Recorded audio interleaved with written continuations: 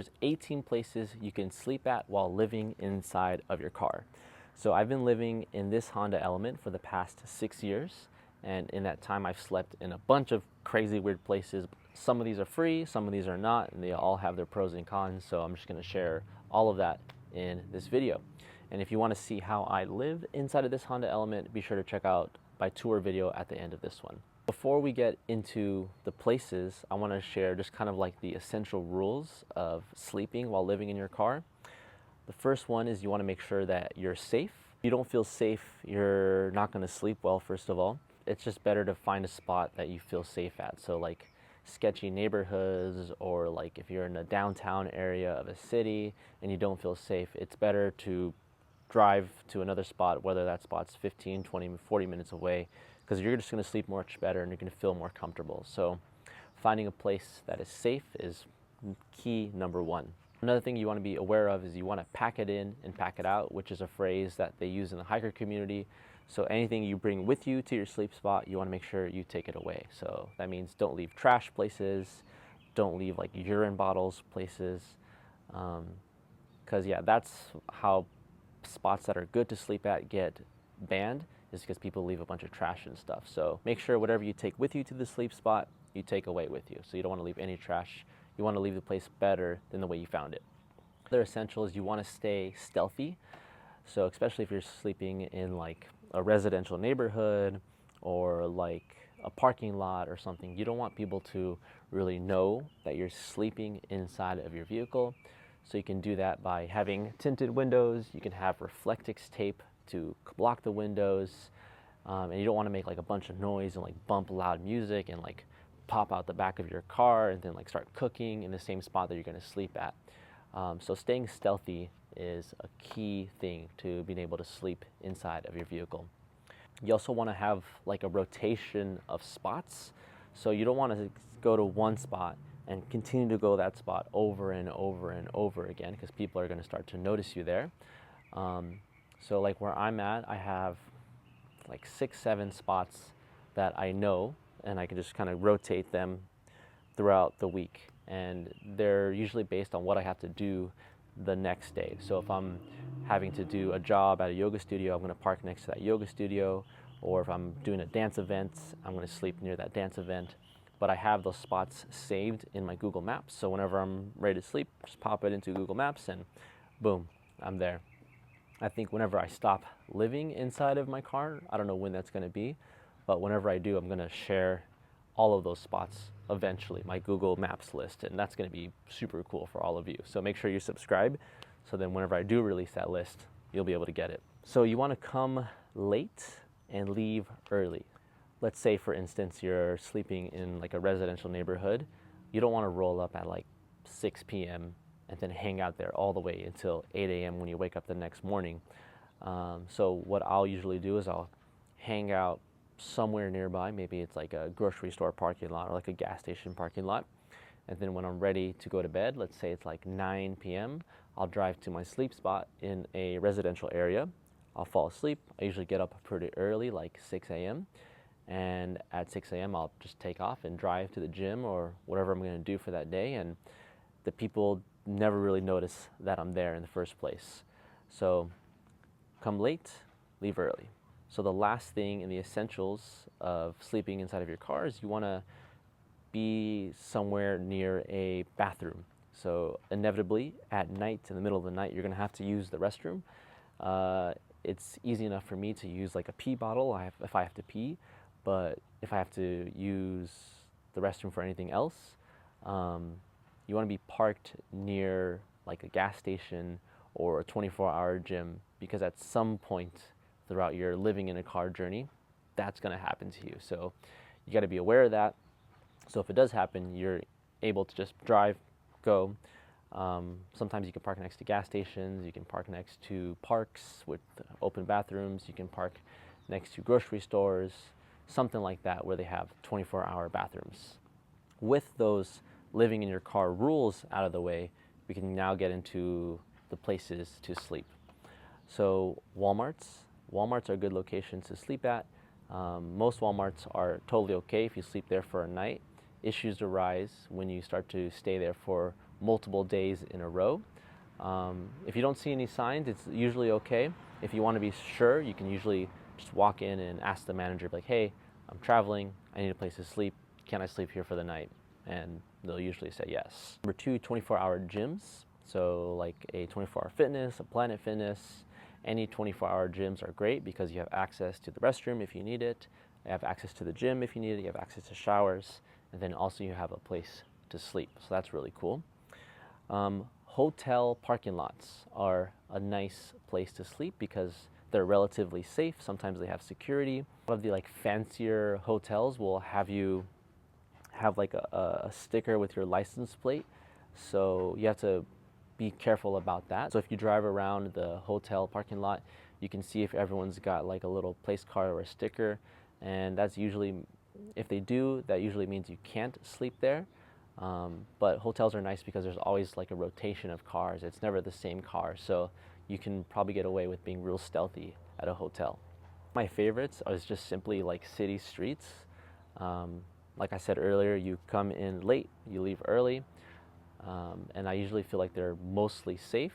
I've slept in some not so safe cities in the past, and that turned out to be a big mistake. I've had people like knock on my window and try to break into my car while I'm sleeping inside. So you got to be really careful about the city streets that you sleep on. But if it's like a really residential area, I haven't had many issues, just in like the sketchy or parts of town. So be careful about that. Hospitals are actually really, really great spots to sleep. They're relatively safe. It's not uncommon for someone to just hang out and wait for a loved one inside of their car.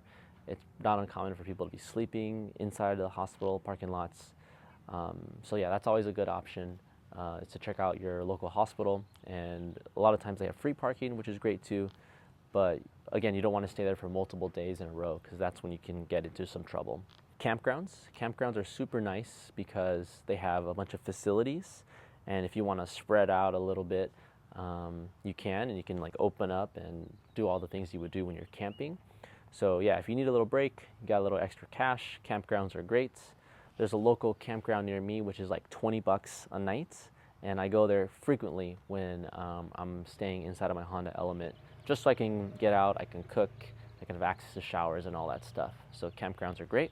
There's also BLM land, which is Bureau of Land Management land. So if you're living in the United States, you have access to this land.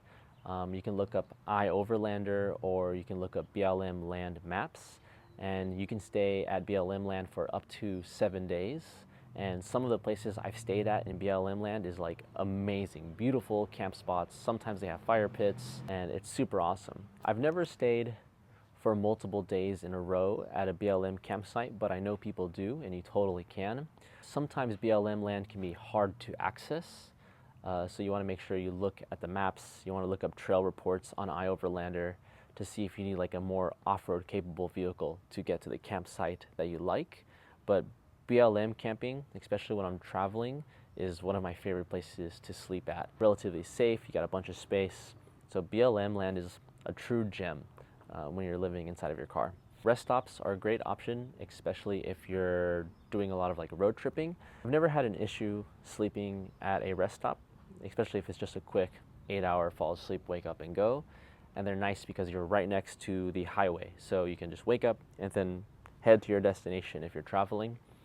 A lot of times they'll have signs that say no camping, and I've definitely slept allegedly at these places that say no camping, but I've never had an issue. So rest stops are great, but I wouldn't stay there for multiple days in a row for sure.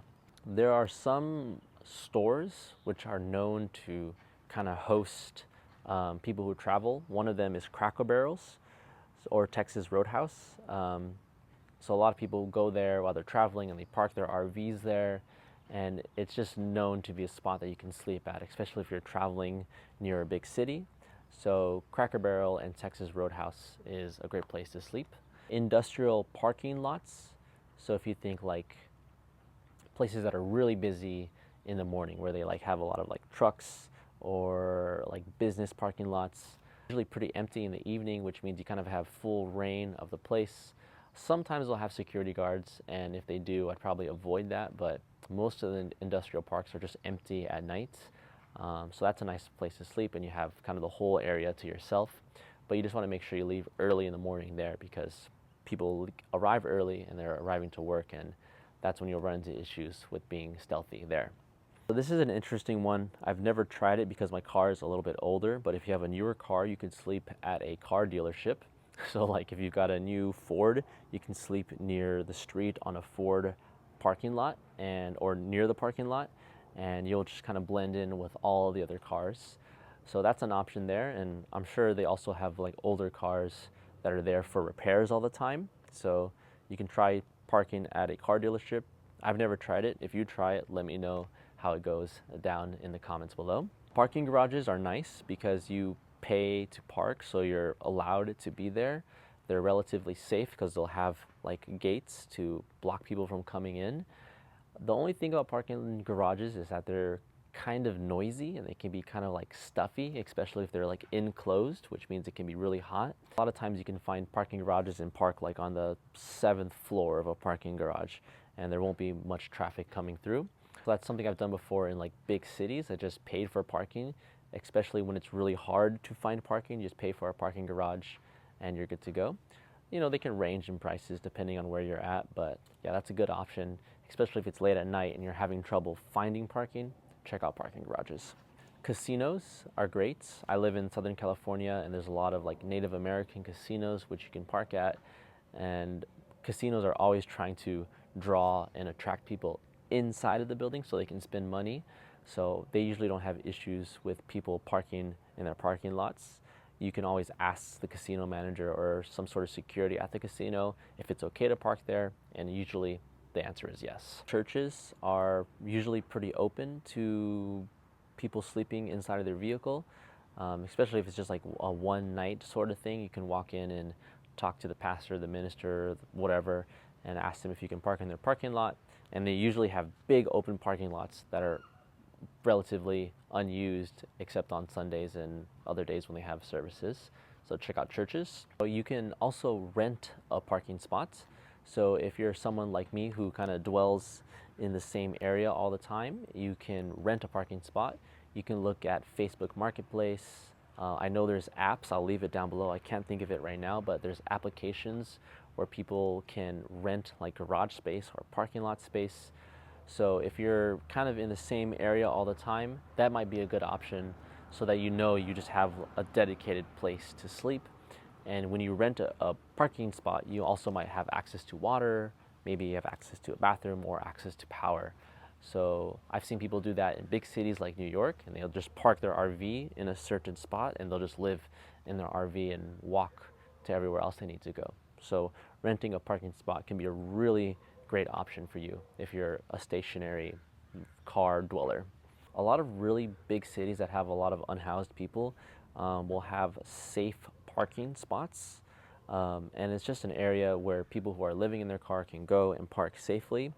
They're far and few between. I've only seen a few, but if you're living in like a big major city, you can look into that and see what areas are safe for you to park at.